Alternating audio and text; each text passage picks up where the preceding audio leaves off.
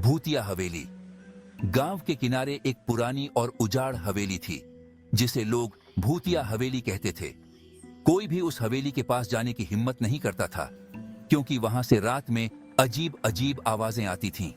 एक बार राहुल नाम का एक युवक जो गांव में नया नया आया था, इस हवेली के बारे में सुनकर उसे देखने की ठान ली। राहुल ने अपने दोस्तों के मना करने के बावजूद रात के समय हवेली जाने का फैसला किया। जैसे ही वह हवेली के अंदर दाखिल हुआ, उसे हर जगह धूल और जाले दिखने लगे।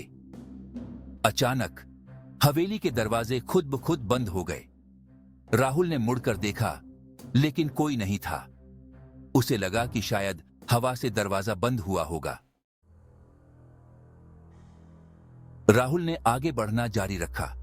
अचानक उसे लगा कि कोई उसके पीछे चल रहा है। उसने मुड़कर देखा, पर वहां कोई नहीं था। तभी अचानक एक बर्तन जोर से गिरा और आवाज पूरे हवेली में गूंज उठी। राहुल घबरा गया और तेजी से बाहर भागने की कोशिश करने लगा, लेकिन रास्ता जैसे गायब हो गया था। वह चीखते चिल्लाते हुए एक कमरे में जा घुसा। कमरे के अंदर एक पुरानी औरत का चित्र टंगा हुआ था। चित्र में औरत की आंखें लाल और भयानक थीं।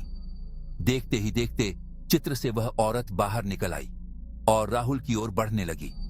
राहुल ने भागने की कोशिश की, लेकिन उसके पैर जैसे जमीन से चिपक गए थे।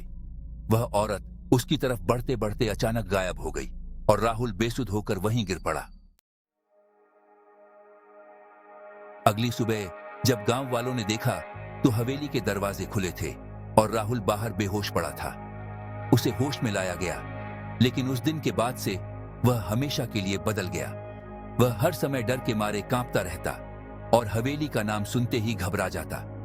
कहते हैं कि हवेली में वह औरत आज भी अपनी आत्मा की शांति की तलाश में भटक रही है और जो कोई भी उस हवेली में जाता है वह कभी पहले जैसा नहीं लौटता।